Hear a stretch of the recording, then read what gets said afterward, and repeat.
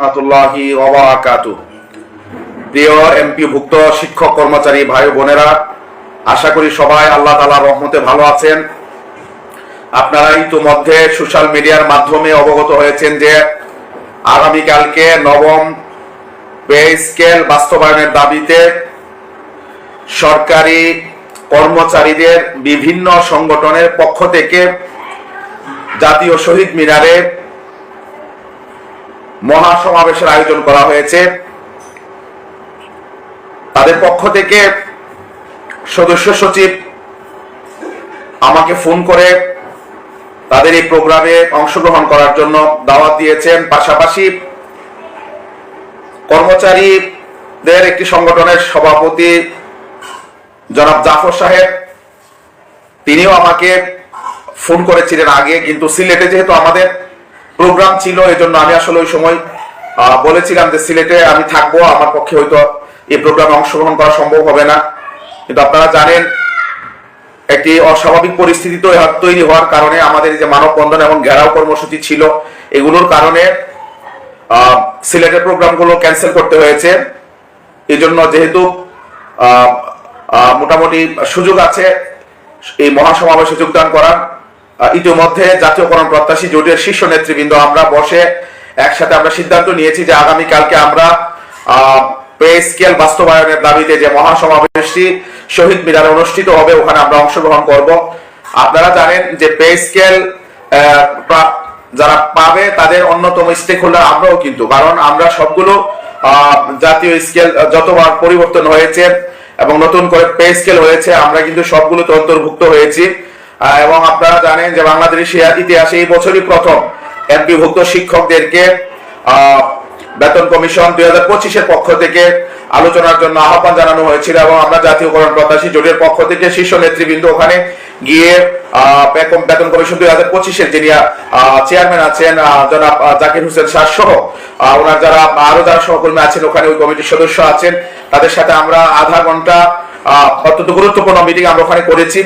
আমরা আমাদের শিক্ষকদের যে দাবি দাওয়াগুলো ছিল, আমরা যেগুলো থেকে আমরা বঞ্চিত হচ্ছি, আমরা এই ব্যাপারে তাদের কাছে আমরা সুপারিশ রেখেছি যাতে ওনারা ওনাদের যে প্রস্তাবনা সরকার কাছে জমা দেবেন। এখানে আমাদের বিষয়গুলো যদি যাতে থাকে, বিশেষ করে পে ফিক্সেশনের যে বিষয়টি যেটি আমাদের আসলে ইনক্রিমেন্টের আগে ছিল না, এটা নিয়ে আপনারা শিক্ষকরা অনেকে শঙ্কায় ছিলেন এবং আশঙ্কায় ছিলেন। আপনারা অনেকে আমাকে অনুরোধ করেছিলেন এই বিষয়ে কথা বলার জন্য। আমরা তাদের সাথে কথা বলেছি এবং বলেছি এই ব্যাপারে যাতে ওনারা একটা সুপারিশ রাখেন যাতে আমাদের পে ফিক্সেশন করা হয়।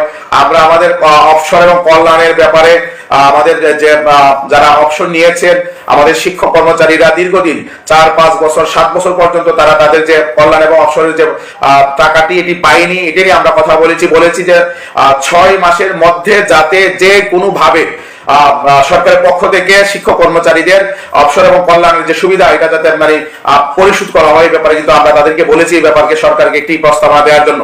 আমরা আরো বলেছি যে এই বিষয়টা শিক্ষকদের যে দাবি দাওয়াগুলো এখন আছে বা কল্যাণ এবং অবসরের যে পাওনাগুলো আছে এগুলো পরিশোধ করার পরে অবসর এবং কল্যাণ বোর্ড এটাকে ভেঙ্গে দিয়ে যাতে আমাদের এমপিভুক্ত শিক্ষক কর্মচারীদের জন্য সরকারি কর্মকর্তা কর্মচারীদের মতো যাতে আমাদের জন্য পেনশন সুবিধা চালু করা হয়, এই ব্যাপারেও আমরা পে কমিশনের দৃষ্টি আকর্ষণ করেছি এবং ওনাদেরকে বলেছি এই ব্যাপারে ওনারা যাতে ওনাদের সুপারিশের মধ্যে আমাদের এই বিষয়টি উল্লেখ করেন, আমরা এটা ওনাদেরকে বলেছি।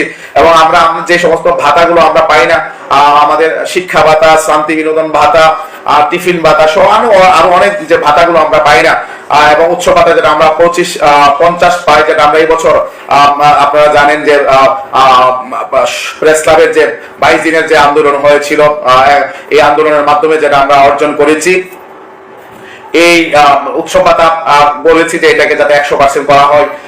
তারপর আমাদের বাড়ি ভাড়ার ব্যাপার আমরা তাদেরকে বলেছি যে বাড়ি ভাড়া তো আমরা 15% আমরা আদায় করেছি, আমরা বলেছি যাতে আমরা সরকারি নিয়মে যাতে পাই, এই বিষয়গুলো ওনাদেরকে আমরা আসলে বলেছি এবং ওনারা আমাদেরকে আশ্বস্ত করেছেন যে ওনারা ওনাদের জায়গা থেকে সর্বোচ্চ চেষ্টা করবেন আমাদের বিষয়গুলো যাতে সুপারিশে থাকে। সুতরাং আমরা সরাসরি পে কমিশনের পে স্কেল বাস্তবায়নের সাথে আমরা জড়িত, এটার একটা স্টেক হোল্ডার, যারা পাবে তাদের অন্যতম একটা স্টেক হোল্ডার আমরা। সুতরাং এটার যেহেতু আন্দোলন এক দফা দাবি পে স্কেল বাস্তবায়ন। সুতরাং এটা আমাদেরও দাবি এবং সকল সরকারি কর্মকর্তা কর্মচারীদের দাবি, যেহেতু ওনারা আমাদেরকে আহ্বান জানিয়েছেন, দাওয়াত দিয়েছেন। আমরা এখানে একাত্মতা ঘোষণা করেছি। জোটের আমাদের শীর্ষ নেতৃবৃন্দ যারা আছেন আপনারা জানেন, আমরা জনাব প্রকৌশলী আবুল বাশার, জনাব প্রকৌশলী মতুর রহমান, আমাদের কেন্দ্রীয় আহ্বায়ক কমিটির যারা একেবারে সিনিয়র নেতৃবৃন্দ জনাব নুরুল আমিন হেলালি, তারপরে আমাদের হাবিবুল্লাহ রাজু, একেবারে সিনিয়র আমাদের 6টি সংগঠনের সভাপতি সেক্রেটারি যারা আছেন, জনাব ইমরান হোসেন, জনাব আবু তালেব সোহাগ, তারপরে জনাব শান্ত ইসলাম, জনাব মিজানুর রহমান, ওনাদের সাথে আমরা আলোচনা করে আমরা কিন্তু গতকালকে সিদ্ধান্ত নিয়েছি যে আমরা জাতীয়করণ প্রত্যাশী জোটের পক্ষ থেকে আগামীকালকে আমরা সরাসরি ওখানে অংশগ্রহণ করবো। এবং আমি সারা বাংলাদেশের শিক্ষকদের সাথে আমরা কথা বলেছি যে যাতে যারা তাদের সুযোগ হয় আসার, যাতে এই প্রোগ্রামে তারা যাতে অংশগ্রহণ করে। এবং আমরা সিদ্ধান্ত নিয়েছি যে আগামীকালকে আমরা সকল শিক্ষকদেরকে যাদের সাথে কথা বলেছি তাদেরকে বলেছি যে 10টার আগে শহীদ মিনার অবস্থান নেওয়ার জন্য। ওখানে আমরা জাতীয়করণ প্রত্যাশী জোটের সিনিয়র নেতৃবৃন্দ, আমি নিজে থাকবো ওখানে, ওনাদেরকে নিয়ে আমরা এখানে সংক্ষিপ্ত সমাবেশ করে ওখানে আমরা বক্তব্য রাখবো। সমাবেশ করে ইনশাল্লাহ জাতীয়করণ প্রত্যাশী জোটের নেতৃবৃন্দের নেতৃত্বে আমরা বিভক্ত শিক্ষক কর্মচারীদেরকে নিয়ে মিছিল সহকারে আমরা সকাল 10টার পরে 10টা আমরা টাইম দিয়েছি, 10টা আমরা একটু সংক্ষিপ্ত সমাবেশ করব। 10টার পরে আমরা ওখান থেকে ইনশাল্লাহ শহীদ মিনারের উদ্দেশ্যে মিছিল সহকারে আমরা যাব। এমপিভুক্ত শিক্ষক কর্মচারী যারা আছেন আপনারা অনেকেই সোশ্যাল মিডিয়ায় আপনারা বলছিলেন যে এটা যেহেতু সকলের দাবি, এখানে আমাদের আসলে এখানে যুক্ত হওয়া উচিত এবং ওখানে এটার সাথে অন্তত একাত্মতা ঘোষণা করা উচিত। আমরা শুধু একাত্মতা না, এখানে আমরা সরাসরি আমরা নিজেরা পার্টিসিপেট করব। আর যেহেতু আগামীকালকে শুক্রবার প্রতিষ্ঠান বন্ধ রয়েছে, পরের দিনও বন্ধ আছে, ছুটির কোনো বিষয় নেই। সুতরাং আমি এমপিভুক্ত শিক্ষক কর্মচারী যারা আছেন, জাতীয়করণ প্রত্যাশী জোটের নেতৃত্বে যারা শহীদ মিনার আন্দোলন করেছেন, যারা আমাদেরকে ভালোবাসেন, জাতীয়করণ প্রত্যাশী জোটকে ভালোবাসেন, আপনাদেরকে অনুরোধ করবো যে আপনারা আগামীকালকে 10টার মধ্যে ঢাকা বিশ্ববিদ্যালয়ের টিসিতে আপনারা অবস্থান নেবেন। আমরাও ইনশাল্লাহ 10টার মধ্যে ওখানে অবস্থান নিব এবং আমরা ওখানে সংক্ষিপ্ত সমাবেশ করে জাতীয়করণ প্রত্যাশী জোটের শীর্ষ নেতৃবৃন্দের নেতৃত্বে আমরা মিছিল নিয়ে আমরা ইনশাল্লাহ ওখানে অংশগ্রহণ করব।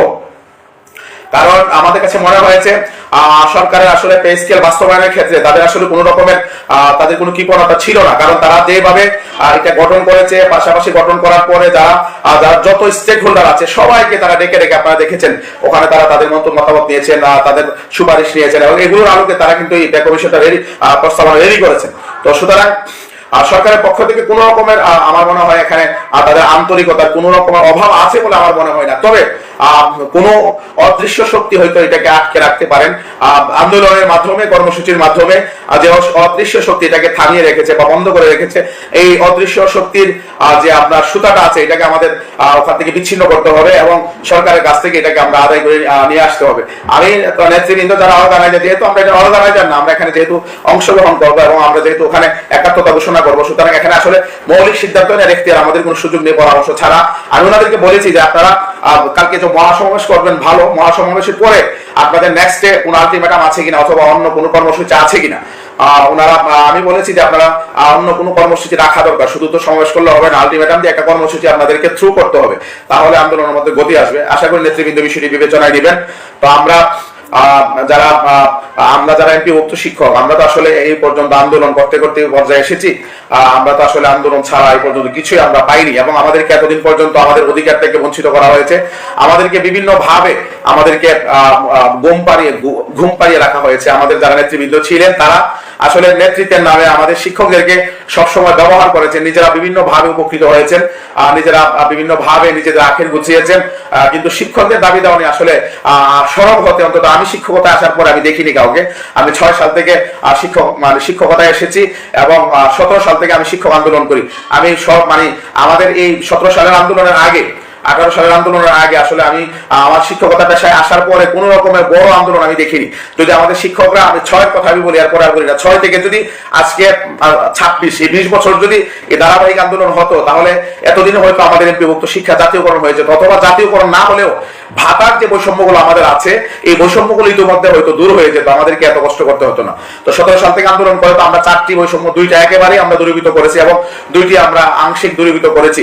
সুতরাং আমরা আগামী দিনেও আন্দোলন কর্মসূচির মাধ্যমে আমাদের অধিকারগুলো আদায় করতে হবে। আমরা শহীদ মিনারের মাধ্যমে যে আমাদের জাগরণ হয়েছে এবং আমরা ঘুম থেকে জেগেছি, আমরা জাগ্রত থাকতে চাই এবং আমরা যে ঐক্যবদ্ধ হয়েছি শহীদ মিনারের মাধ্যমে, দল মত পথ সংগঠন নির্বিশেষে এখানে আমরা সকলের মোহনা ছিল জাতীয় প্রেস ক্লাব। সুতরাং আমি মনে বিশ্বাস করি যে এই ঐক্যকে ধরে রাখতে যদি পারি আমরা, এবং আগামী দিনে যদি আমরা জাতীয়করণের বৃহৎ আন্দোলন যদি আমরা শুরু করতে পারি নির্বাচিত সরকার আসার পর, ইনশাল্লাহ খুব অল্প সময়ের মধ্যেই ইনশাল্লাহ আমাদের আরো অন্যান্য যে দাবি দাওয়াগুলো আছে এগুলো আদায় হবে। আমরা সিদ্ধান্ত নিয়েছি যে আমরা এমপিওভুক্ত শিক্ষা জাতীয়করণের আন্দোলনকে আগামী দিনে ত্বরান্বিত করার লক্ষ্যে আমাদের যে জেলা সফরের যে আমাদের যে কর্মসূচিগুলো ছিল এগুলো আমরা অব্যাহত রাখবো এবং আমরা প্রত্যেকটি জেলা এবং উপজেলা সফর করে আমাদের বিশেষ করে জেলাগুলো সফর করে আমরা জাতীয়করণ প্রত্যাশী জোটের আমরা কমিটি ঘোষণা করব এবং আমাদের সফরগুলো অব্যাহত রাখবো ইনশাল্লাহ। আগামী 13 তারিখ ইনশাল্লাহ ব্রাহ্মণবাড়িয়ায় এমপিওভুক্ত শিক্ষা জাতীয়করণ প্রত্যাশী জোটের জেলা সম্মেলন অনুষ্ঠিত হবে। ব্রাহ্মণবাড়িয়ার যারা শিক্ষক আছেন আপনাদেরকে আজকের এই লাইভের মাধ্যমে দাওয়াত দিয়ে রাখলাম যে আপনারা 13 তারিখের প্রোগ্রামে আপনারা অংশগ্রহণ করবেন। আমরা জাতীয়করণ প্রত্যাশী জোটের শীর্ষ নেতৃবৃন্দ 13 ডিসেম্বর আমরা ইনশাল্লাহ আপনাদের ব্রাহ্মণবাড়িয়া আসবো এবং আপনাদের সাথে সাক্ষাৎ হবে ইনশাল্লাহ। তো আমরা আমাদের বাকি যে প্রোগ্রামগুলো শিডিউল দেওয়া হয়েছে আমরা চেষ্টা করবো এগুলোকে অব্যাহত রাখার জন্য। আজকে আমি খুব লম্বা চোরা কথা বলবো না, সর্বশেষ আপনাদেরকে এটুকু আপনাদের প্রতি আহ্বান জানাবো যে যাদের পক্ষে সুযোগ হয় আগামীকালকে অবশ্যই আপনারা আপনাদের 10টার আগে আপনারা শহীদ মিনার অবস্থান নেবেন এবং সংক্ষিপ্ত সমাবেশ আমরা করব। আমাদের বক্তব্য শুনবেন আপনারা, শোনার পরে ওখান থেকে আমরা জোটের শীর্ষ নেতৃবৃন্দের নেতৃত্বে আমরা ইনশাল্লাহ মিছিল সহকারে আমরা ওখানে অংশগ্রহণ করব। আমি যারা আমাদের বাড়িওয়ালা আন্দোলনে অংশগ্রহণ করেননি, আমাদের উচ্চপাতার আন্দোলনে তো একেবারে অল্প সংখ্যক আপনারা অংশগ্রহণ করেছেন, অন্তত মানে আপনাদের নিজের বিবেক কি নিজেদেরকে একটু ধ্বংস করে না যে আমি একটা আন্দোলন অংশগ্রহণ করলাম না। ক্ষেত্র বিশেষ অনেকে বিরোধিতা করেছেন, ক্ষেত্র বিশেষ অনেকে বিভিন্ন ভাবে আমাদেরকে ক্রিটিসাইজ করেছেন এবং অনেকে তো আন্দোলনকে বন্ধ করার জন্য একেবারে উদ্রুত ভাবে প্রত্যক্ষ পরোক্ষ ভাবে ষড়যন্ত্র করেছেন। তা আপনাদের বিবেক কি নিজেদেরকে একটু দংশন করে না যে আমরা এই সুবিধাটা কিভাবে আমরা খাবো? সুতরাং আমাদের 2টি সফল আন্দোলন সম্প্রতিকালে আমরা 2টি সফল আন্দোলন আমরা নেতৃত্ব দিয়েছি। আমরা যেহেতু এই আন্দোলনে আমাদের মূল নেতৃত্ব নেই, আমরা মেহমান হিসেবে এখানে যাব। তারপরেও যদি পে স্কেল যদি ঘোষণা হয় আপনি তো একটা বড় অংশ আপনি এখান থেকে একটা বড় রকমের একটা সুবিধা পাবেন, কারণ অনেকের বেতন দ্বিগুণ পর্যন্ত হয়ে যাবে। সুতরাং আপনি যদি এখানে না আসেন এবং না এসে যদি বন্ধর দিন কালকে শ্রেণী কার্যক্রম হয়, যদি না এসে যদি এই সুবিধাটা নেন তাহলে অতীতের 2 আন্দোলনে না আসার কারণে যেমন আপনার বিবেক আপনাকে দংশন করছে, আগামী দিনেও আপনার বিবেক আপনাকে দংশন করবে যে আমি কেন গেলাম না। এই জন্য আপনাদেরকে উদাত্ত আহ্বান জানাবো যাদের সুযোগ থাকবে, যেহেতু বন্ধের দিন আগামীকালকে অবশ্যই আপনারা শহীদ টিএসসিতে 10টার আগে অবস্থান নেবেন এবং সংক্ষিপ্ত সমাবেশ শেষে আমাদের বক্তব্য শুনে আমাদের সাথে আপনারা ইনশাল্লাহ শহীদ মিনারে যাবেন এবং আমরা ওখানে অবস্থান করব যতক্ষণ পর্যন্ত সমাবেশ চলে। আপনাদের সকলের সুস্বাস্থ্য কামনা করে এবং আপনাদের দীর্ঘায়ু কামনা করে আগামীকালকে আপনাদের সাথে টিএসসিতে দেখা হবে এবং টিএসসি থেকে শহীদ মিনারে আমরা ইনশাল্লাহ আমরা আন্দোলনে যাব। আমি গতকালকে একটি পোস্টে বলেছি যে আসলে আমি কারো রক্ত চক্ষুকে ভয় পাই না, এই আমাকে চাকরির আমার ভয় নাই, একেবারে ভয় নাই, কারণ আমার রিজিকের ফয়সালা তো আকাশ থেকে হবে। আমার জীবনেরও ভয় নাই, কারণ আমি পৃথিবীতে কতদিন থাকবো এগুলো তো আসলে আমার দ্বারা নির্ধারিত নয়, এটা আল্লাহ তাআলা দ্বারা নির্ধারিত। আমার কিভাবে মৃত্যু হবে, আমি কতদিন বাঁচবো, আমি কি খাবো, এগুলো আল্লাহর পক্ষ থেকে হয়। সুতরাং এগুলো আমার কোনো ভয় নেই। আমি যেহেতু আপনাদের জন্য কাজ করি এবং আমি এটাকে মানে এটাকে ইবাদত মনে করি, একেবারে পরিষ্কার ফ্রাঙ্কলি স্পিকিং আমি এটাকে ইবাদত মনে করি যে আমি এটা একটা ইবাদত, মানুষের জন্য কাজ করা। 6 লক্ষ শিক্ষক কর্মচারী পরিবার আজকে বাড়ি ভাড়া দ্বারা উপকৃত হচ্ছে। উচ্চপাতার আন্দোলনের দ্বারা আপনার প্রায় 4 লক্ষ শিক্ষক পরিবার উপকৃত হয়েছে। তো এটাকে আমি আসলে ইবাদত মনে করি। সুতরাং ইবাদত মনে করে যেহেতু কাজ করি আমি কোনো ভয় পাই না, ষড়যন্ত্র এগুলো আসলে কোনো ভয় পাই না। যার কারণে কোন ষড়যন্ত্র করে রক্তচক্ষু দেখিয়ে ভয়ভীতি দেখিয়ে হুমকি দিয়ে আমাকে আসলে কোনোভাবে আন্দোলন থেকে পিছপা করা যাবে না, আন্দোলন থেকে বিমুখ করা যাবে না। আপনারা জানেন সম্প্রতি আপনার আমার একটি ফেসবুক পোস্টকে কেন্দ্র করে ডিআই থেকে যে আপনার অডিটের নির্দেশনাটি দিয়েছিল, আমরা এটার জন্য সারা বাংলাদেশের একদিনের আপনার প্রস্তুতিতে সারা বাংলাদেশের প্রায় অধিকাংশ জেলায় আপনার মানববন্ধন কর্মসূচি পালিত হয়েছে। মাত্র একদিনের প্রস্তুতিতে। আমরা যদি 5 দিনের প্রস্তুতি করতাম তাহলে হয়তো আরো ব্যাপক হারে হয়তো মানে হইতো। তো আমরা পরে সাথে কথা বলেছেন এবং বলেছেন শতভাগ স্বচ্ছতা এবং নিরপেক্ষতার সাথে তারা এই কাজটি করবে। তো আমাদের একটা ষড়যন্ত্র একটা আমাদের কাছে মনে হয়েছিল যে আমি তাদের বিপক্ষে লেখার দিন বিকালেই তারা এই কাজটি করেছেন, এই জন্য আমার সন্দেহ হয়েছিল। এই জন্য আমরা যেহেতু তারা আশ্বস্ত করেছেন এবং তারা সময়ও দিয়েছেন 1 মাস, আপনারা দেখেছেন যে আমি দুপুরে আমি গিয়েছিলাম, তারা পরে সন্ধ্যার মধ্যে তারা চিঠি করেছে, সময় বৃদ্ধি করেছেন, এই জন্য তাদের এই কথায় আশ্বস্ত হয়ে আমরা যে ঘেরাও কর্মসূচি ছিল আমরা এটাকে আমরা স্থগিত করেছি। যদি কোনো রকমের ষড়যন্ত্র প্রসেস, কিন্তু এখানে কিছু অসঙ্গতি ছিল, আমি আপনাদেরকে জানিয়েছি যে ওনারা এটা আমার পোস্টের কারণে করেছে আমার কাছে মনে হয়েছে। পাশাপাশি এখানে আপনার শুধুমাত্র 10টি মাদ্রাসা বা 10টি প্রতিষ্ঠানের জায়গায় 1টি প্রতিষ্ঠানকে টার্গেট করা হয়েছে। কর্মকর্তা সাধারণত 2 জন দিয়ে এখানে দেওয়া হয়েছে আপনার 4 জন। তারপরে আপনার আমার এটা 19 সালে অডিট হয়েছে, হওয়ার কথা ছিল আরো হয়তো 5 থেকে আরো 7 বছর পরে। তো সব মিলিয়ে আপনার এরকম মনে হয়েছিল আমাদের কাছে যে সুতরাং আমি আসলে আমরা এই প্রোগ্রামগুলো করেছি। এখন যেহেতু সরকারি অডিট, আমরা এটা আমার জায়গা থেকে আমার কোনো প্রবলেম নেই। আমি একেবারেই আমি দৃঢ়তার সাথে বলতে চাই, শুধু আপনাদেরকে আল্লাহ তাআলাকে হাজির নাজির এবং সাক্ষী রেখে যে আমি আমার প্রতিষ্ঠান থেকে জেনে শুনে 1টি টাকাও কোনো তসরুফ করিনি। সুতরাং যত অডিটই হোক, হ্যাঁ টেকনিক্যাল কোনো ভুলভ্রান্তি হতে পারে, আমি যেহেতু নতুন প্রিন্সিপাল হয়েছে মাত্র 3 বছর, কিছু টেকনিক্যাল ভুলভ্রান্তি হতে পারে, কারণ অনেক কিছু আমার জানা নেই, অনেক কিছু শিখার ব্যাপার থাকে, সময় লাগে, কিছু টেকনিক্যাল ভুলভ্রান্তি হতে পারে, কিন্তু টাকা পয়সা একটিও তসরুফ করে এটা একবার দায়িত্ব নিয়ে আপনাদেরকে বলতে পারি। সুতরাং এটা নিয়ে আশা করি কোনো সমস্যা হবে না ইনশাল্লাহ। পাশাপাশি আপনার আমার সনদের ব্যাপারে যে ডুয়েল সনদ, এটা নিয়ে অনেকে প্রশ্ন তুলেছেন। ডুয়েল সনদ আর জাল সনদ তো ভাই এক জিনিস না, আপনারা যদি না বুঝেন তাহলে তার আসলে কিছু করার নেই। এটা ডুয়েল সনদ। আমরা যখন ফাজিল কামিল করেছি তখন আমাদের সনদের কোনো মান ছিল না, তখন আমাদের ফাজিলের কোনো মান ছিল না, কামিলের মান ছিল না, শুধু আলিম পর্যন্ত সনদের মান ছিল, ইন্টারমিডিয়েট পর্যন্ত। তখন যারা মেধাবী যারা হতো তারা ইউনিভার্সিটিগুলোতে অনার্স করতো আলিমের পাশাপাশি। তো আমিও আপনার মাদ্রাসা পড়াশোনার পাশাপাশি আমার অনার্সটা আমি কমপ্লিট করেছি এবং মাস্টার্সটা কমপ্লিট করেছি। তো এটা জাল সনদ না, বরং ডুয়েল সনদ। এটা কিন্তু আমি আমার চাকরির কোথাও, আমি 4টা জায়গায় চাকরি করেছি, কোনো জায়গাতে আমি আমার অনার্স মাস্টার্সে আমি শু করি নাই। আমি চট্টগ্রাম বিশ্ববিদ্যালয়ে অনার্স মাস্টার্স করেছি, আমি কোথাও শু করি নাই। তো আমার একটা সনদ যদি প্রয়োজন হয়, একটা সনদ আমি সারেন্ডার করবো সরকারের কাছে, সমস্যা তো নেই। এটা নিয়ে তো এত মাথা গরম হওয়ার কিছু নেই। এটা তো জাল সনদ না, এটা ডুয়েল সনদ। আমি ওইটা দিয়ে কোনো জায়গায় আমি প্রমোশনে নেই নাই, কোনো জায়গাতে আমি আবেদনও করি নাই, কোনো জায়গাতে আমি দেখাই নাই চাকরি 4 জায়গাতে। সুতরাং এটা নিয়ে খুব আহামরি কিছু করার কোনো সুযোগ নেই। আমি প্রয়োজন আমার যে অনার্স মাস্টার্সের যে সনদ আছে এটা আমি সারেন্ডার করবো সরকারের কাছে, কোনো সমস্যা তো নাই। যদি প্রয়োজন হয়, যদি প্রয়োজন হয় করবো, আর যদি প্রয়োজন না হয় করবো না। তারা যদি মনে করে করার দরকার নেই, করবো না। এটা নিয়ে একটা গোষ্ঠী মনে করেছিল মনে হয় এই আজিজ স্যার মনে হয় শেষ, এবং আমার যারা দীর্ঘদিনে যারা মিত্র ছিল তারা মনে করেছে যে আজিজ স্যার শেষ, সুতরাং তার প্রয়োজন ফুরিয়ে গেছে। অসুবিধা নাই।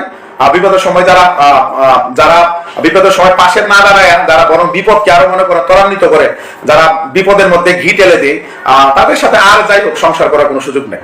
এটা আমি স্পষ্ট ভাষায় আজকে আপনাদেরকে বলে দিতে চাই। তাদের সাথে আর যাই হোক, তাদের সাথে সংসার করার কোনো সুযোগ নেই। আমি শিক্ষক আন্দোলন করেছি, এবং আপনারা জানেন এই যে 22 দিনের যে আন্দোলনটি হয়েছিল, এই 22 দিনের আন্দোলনে আপনারা জানেন কেউ আমার পাশে ছিল না, মাত্র 2 জন ব্যক্তি ছাড়া। আপনার জনাব প্রকৌশলী আবুল বাশার এবং আব্দুল হাই সিদ্দিকী, ওনারা 2 জন ছাড়া আর কেউ ছিল না, সবাই পালিয়ে গেছে, কেউ আন্দোলন করবে না। কিন্তু আমি কিন্তু জীবনের ঝুঁকি নিয়ে, আপনার চাকরির ঝুঁকি নিয়ে, গ্রেফতারের ঝুঁকি নিয়ে, আপনার রক্তচক্ষু সব উপেক্ষা করে আমি এই আন্দোলনটি শুরু করেছিলাম। এবং এই আন্দোলনটি না হলে আজকে উচ্চ পাতা আপনি 20 বছর পরে শিক্ষকরা পেতেন না। এটা আপনারা ভালো করে বুঝেন। অনেকে বলেন যে ওহিদুদ্দিন মাহমুদ স্যার প্রতিশ্রুতি দিয়েছিলেন। আরে ভাই, ওহিদুদ্দিন মাহমুদ স্যার তো অনেক প্রতিশ্রুতি দিয়েছিলেন, শান্তি বিনোদন দিবেন, সব ভাতা বৃদ্ধি করবেন, কোনোটাই তো হলো না।